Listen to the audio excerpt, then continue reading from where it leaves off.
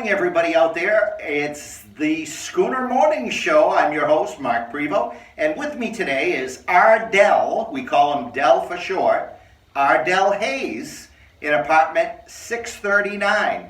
Nice to have you with me today, Dell. Thank you, Matt. Or Dell. You've been here quite a while. How many years? Let's see, I think it'll be 5 years in April. You and Betty, and you live up in apartment 639. Right. I know that right off the top of my head. It's funny how I remember everybody's apartment number, I should say. Not great with names, though. But so, Dell, tell us, where were you born? I was born on a farm in Greenwood. You were born on the farm, not in the hospital. On the farm. Right, yeah. And on a dead-end road, on the side of a mountain in Greenwood, Maine. Town of Greenwood. Greenwood, yes. And it's a small town. It's, quite a big town in the area. But to go through the main street, I know my wife and I took the road to Bryant Pond that way. We went right through the heart of Greenville, and my wife blinked and she didn't get to see it. You don't mean Greenville. Greenwood. Greenwood. Greenville's way up there. Greenwood is just a place with a little pond and a dam. That's where the one of the branches of the Little Androscoggin River starts. Yep, that's right. And I lived a little over a mile from there, up the side of the mountain, right on the end of a dirt road on a farm. Wow. We didn't have electricity. We had the old kerosene lanterns when we went to the barn, do our chores, and horses. Was the farm to sustain your family, or did you grow commercially? No, it was mainly just for the family. For the family? But we grow a few things. We grow beans and a few things for the factory that was in Norway. So. Yep. But mostly it was for ourselves. Right. But we had everything we needed. We had pigs, we had rabbits we ate, and which we made pets of, and the kids made pets of, and we didn't like them to be eaten. But right. Anyway, we had slaughtered our bull once in a while, or a cow, and have our own meat. Now, did you have to help do that? You were part of the slaughtering team? When I got old enough, I was. Yeah. But I was always there. Well, that's why I'm scared of you now. I think you still have that slaughtering mentality. I'm just kidding. So did you go to school out that way, or? Well, right at the bottom of the big hill that went up beside the mountain, there was a one-room schoolhouse where I went. Yeah. And my cousin of mine was a teacher there. And I went there for 8 years. And Betty went to school in a one-room school about 3-4 miles away from there, on the other side of the mountain. And they closed her school, and then she came and went to school where I did in the 8th grade. So we started going to school together in the 8th grade. And your cousin, let me guess, when your cousin knew Betty was coming, he sang. That was a girl. Well, she sang, "She'll be coming round the mountain when she comes. She'll be coming round that mountain when she comes." I don't remember that. But we had a big wood stove in the corner of that school. And yeah. So that's where you met Betty. That's where I met. Well, of course, I knew. My folks knew her folks. The family? Long before that. Yeah. In that small town. And her grandfather lived beyond me. Our road terminated right where our farm was, as far as the town went. They plowed to our driveway. Yeah.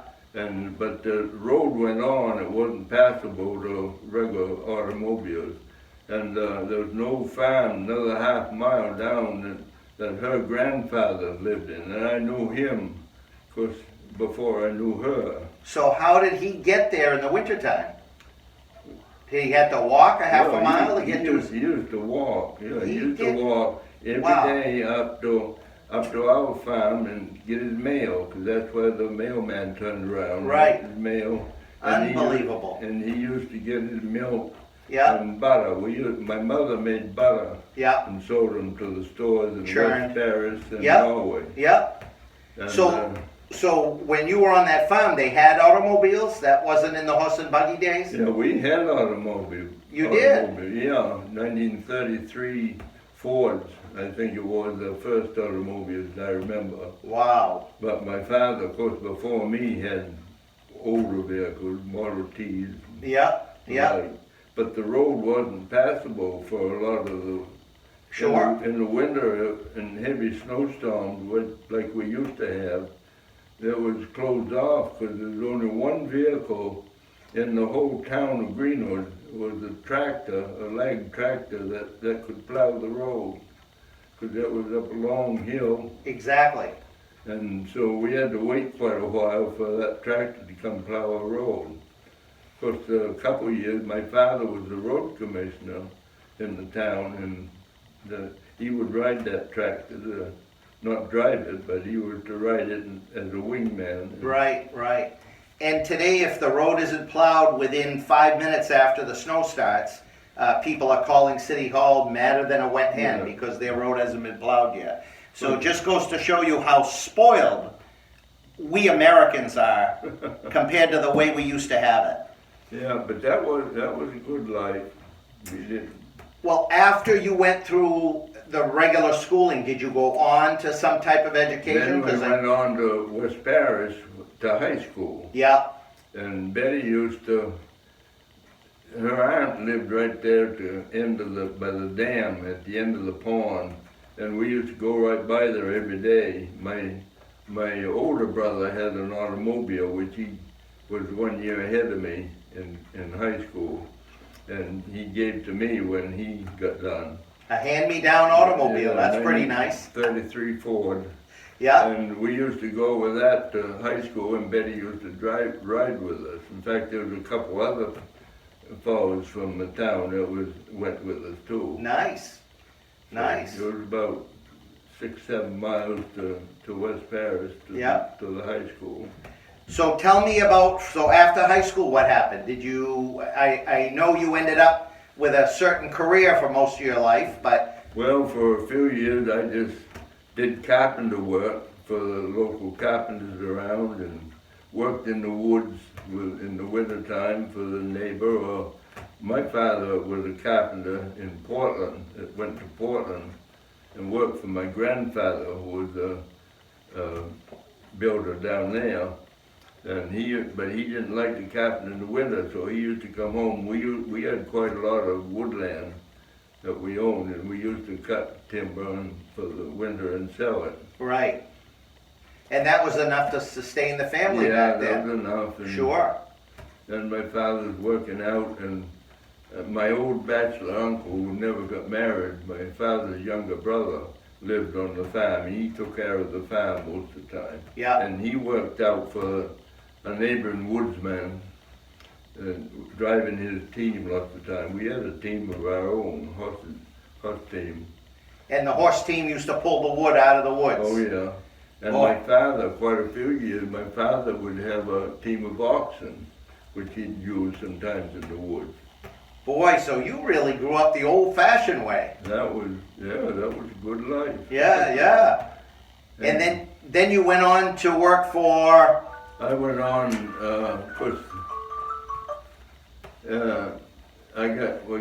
Betty and I got married on my 20th birthday. yeah, Then when I was 22, I got drafted into the Marine Corps yeah, during the Korean War. So I was in the Marine Corps for 2 years, stationed in Lejeune for a year in North Carolina. Camp Lejeune, yeah, And then I went, they sent me to Korea, but I couldn't get into Korea because they signed the armistice when I was on my way across the Pacific on a board ship. well, that's a good thing. So they took us into a camp in Japan, Yeah. not Tokyo. Yeah, And so I was there for about 8 months. And then I got released from active duty came home and went to work for Central Maine Power Company. CMP, Central Maine Power Company. Right here Yep. in Lewiston. Yep. And I worked there for almost 38 years as a lineman for close to 30 years, and then a line supervisor. He was a lineman for the county. Now that's kind of a oxymoron that you grew up without electricity and then you ended up working for the electric company. Yeah, yeah. I was 19 years old before they got electricity on the farm. 19 years old before they got electricity. And Betty lived on the same line, so she got the electricity at the same time. Isn't that amazing? It's just, the stories are amazing to me. Absolutely amazing. So you and Betty got married, and then, now what did Betty do, or what is? Well, Betty worked for a dentist right there in Norway. Yeah. For a long time. And then when I was in the service, she came down and we lived off base in Wilmington, North Carolina. Yeah. And she worked for a dentist down there. Yeah. And then we came, when I went to Korea, or went to Japan, she came home and went back to work for the same one in Norway. And then when I went to work for CMP company, we moved to Auburn here, and Betty went to work for a dentist here for a number of years.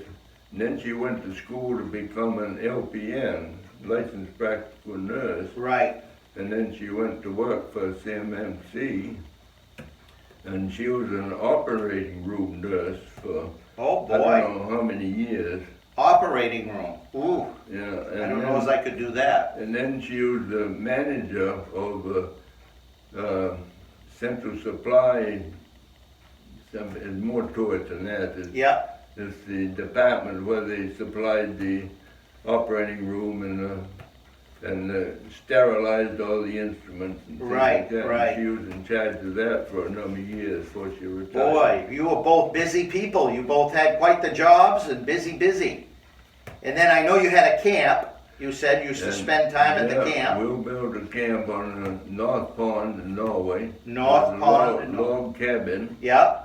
And a nice camp. But we used to go there weekends and of course time off. But there was always something to do there. There was always work. Yeah. There were tall pines around the camp, and they had several of them had blister rust, which would kill them eventually, and they'd fall on the camp. Oh. So I'd go up weekends and take my hooks and belt for Central Maine Power Company, and I'd climb the poles. There was no place to fall them without falling them on electric line or on the camp. So I'd cut them piece by piece. Cut them off and come down and cut them piece by piece. Oh my goodness, what a lot of work. So there was so much work that after a few years we sold the camp, but that was a good life too. We liked it up there. A lot of the family would always be there. We'd swim in. And that leads me to some of your hobbies and different things. You told me you make Persian rugs or Oriental rugs and things. Yeah. And this is one of the rugs that Dell made. He's got 6 or 8 different rugs that he would love to sell if anybody's looking for something. Although we don't recommend rugs on the floor because they're trip hazards. But this one could be hung on the wall. And I assume most of your rugs could be hung on the wall. Well, they can be nailed or whatever you want. Yeah, we'd do that. Maintenance would do that for you if it was something you wanted to do. They did that for the one I gave Ruth Southworth. Yeah. They nailed it, I think, right to the wall. Sure. What other hobbies and things did you have or like to do? I fished. Fished a lot? A lot. And Betty and I used to go up to Grant's Camp up in, what's that big lake above Rangeley? Moosehead? No. It's, Cupsuptic? No. Kennebago? Kennebago. Aha. We used to go up there and hire a camp for a week and go fly fishing on the lake. Yeah. Betty didn't do it, fish, but she used to go out in the boat with me. Yeah, and if you Then caught fish, you'd probably fillet it and cook it. Well, we'd take in some, but we had, of course, very good food there that was finished. But if we caught a fish and we wanted it cooked for us, they would do it. They would do it, or it was catch and release. Yeah, and mostly it was catch and release. And I'd go down the Kennebago River, which come out of the lake right there. I'd go down and fish that. Yeah. And there was nice salmon in that I'd catch. Wow. And that was a lot of fun. Did you and Betty do any traveling? Yes, for years we went traveling all over this country and one trip to Europe. And we went tout tours. And so someone else do the driving. Yeah, so yeah. I could look at the scenery. That's a great way to do it. It was #1 tour in the world when we were taking it. Wow. And they stayed in the best places and ate in the best places. We took 21 of those tours. Wow. Went all through this country. Yeah. Three times to Hawaii, once to Alaska, and we went to Europe, to Holland, France, Germany, and Switzerland. On the best tours in the world, staying at the best places. Right. Well, that just explained everything. No wonder you're so spoiled. Boy. But that explains a lot. Yeah, that was good, and I can't understand these people that have these water drag around their house behind them. Hey, wait a minute, I'm one of those people. I just bought a camper last year and we love it. But that's a lot of work. It is a lot of work. But you go by a bus, which is always the best buses, Yeah, like we did, and stay in nice hotels. Yeah, and the tour guide would always tell you what you're seeing. right. Otherwise, you'd go by a lot of stuff that you wouldn't know. You wouldn't even know was there. Exactly. But today with the internet, you can look up everything in an area before you get there. Yeah, And then we park our little camper and we take the truck and we go look around the area and we already know what we're looking for in the area. So times have changed a little bit. A lot like, the farm. I'm sure the farm changed when you got electricity. Oh, yeah. Well, my father was a carpenter, and it was an old building, 200 years old. You could stand in the corner when the wind was blowing and feel it coming through the side of the building. Yeah. No insulation and stuff back then. No insulation. Yeah. But we had to cut a lot of wood every year and to burn the wood for the heat and cooking. Yeah. And you woke up, your nose was cold. Yeah. I remember. And your feet, we used to have soapstones in the bed. We used to sleep upstairs, except my mother and father had a bedroom downstairs. And he used to keep the fire going in the wintertime. Yeah. But the rest of us slept upstairs, and it was cold. It was freezing and below freezing lots of times. Well, we'd have soapstones that we'd heat up in the oven of the stove. Right. And put our feet on in the bed. In the bed to keep your feet warm. Yeah. Isn't it amazing? It's just amazing. Yeah, the transformation from when you were a kid to as an adult, how you went from, somewhat poor and having the heat and everything like that, although you may have not known it. Even my dad said they were poor, but they didn't know it. They had a great life. Yeah, I never felt poor. No, and you ended up in some of the best hotels in the world and eating gourmet food, and look where you are now at Schooner Estates. But my mother was a hard worker. My father, all he wanted to do was work. Yeah. And so she made butter. We sold quite a lot of butter. The grocery stores in West Paris and Norway would take all the butter you could make. Yeah. So we always had a Jersey cows, Jerseys and Guernsey cows that give more cream. Yeah. And so you had a good little business going there. And we had raspberry patch and pick raspberries and sell raspberries to the camps in the summer.